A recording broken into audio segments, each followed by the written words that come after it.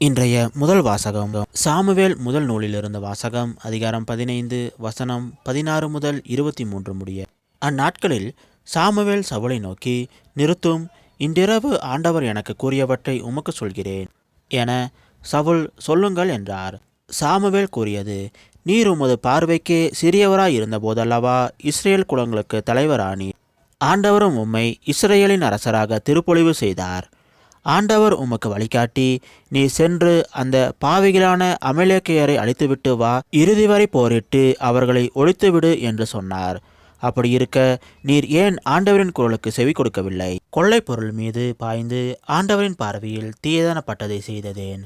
அதற்கு சவுல் சாமுவேலை நோக்கி, ஆண்டவரின் குரலுக்கு நான் செவி கொடுத்தேன், அவர் காட்டிய வழியிலும் சென்றேன். அமலேக்கியரின் மன்னன் ஆகாக்கை கொண்டு வந்தேன், ஆனால் அமலேக்கியரை அழித்து விட்டேன். ஆனால் வீரர்கள் கடவுளாகிய ஆண்டவருக்கு கில்காலில் பலி செலுத்த தடை செய்யப்பட்ட கொள்ளை பொருளினின்று சிறந்த ஆடுகளையும் மாடுகளையும் கொண்டு வந்தனர் என்றார். அப்போது சாமுவேல் கூறியது, ஆண்டவருக்கு மகிழ்ச்சி தருவது எரிபலிகள் பிற பலிகள் செலுத்துவதா?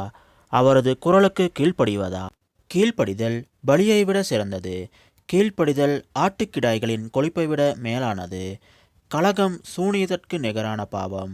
முரட்டுத்தனம் சிலை வழிபாட்டுக்கு ஒப்பான குற்றம். நீர் ஆண்டவரின் வார்த்தையை புறக்கணித்தீர், அவரும் உம்மை அரச பதவியில் நின்று நீக்கிவிட்டார். இது ஆண்டவர் வழங்கும் அருள்வாக்கு. இறைவா, உமக்கு நன்றி. இன்றைய நற்செய்தி. புனித மாற்கு எழுதிய நற்செய்தியிலிருந்த வாசகம் அதிகாரம் 2 வசனம் 18 முதல் 22 முடிய. யோவானுடைய சீடரும் பரிசேயரும் நோன்பு இருந்து வந்தனர். சிலர் இயேசுவிடம், யோவானுடைய சீடர்களும் பரிசேயருடைய சீடர்களும் நோன்பு இருக்க உம்முடைய சீடர்கள் ஏன் நோன்பு இருப்பதில்லை என்று கேட்டனர். அதற்கு இயேசு அவர்களை நோக்கி, மணமகன் தங்களோடு இருக்கும் வரை மணவிருந்தினர்கள் நோன்பு இருக்க முடியுமா? மணமகன் அவர்களோடு இருக்கும் காலமெல்லாம் அவர்கள் நோன்பு இருக்க முடியாது. ஆனால் மணமகன் அவர்களை விட்டு பிரிய வேண்டிய காலம் வரும்.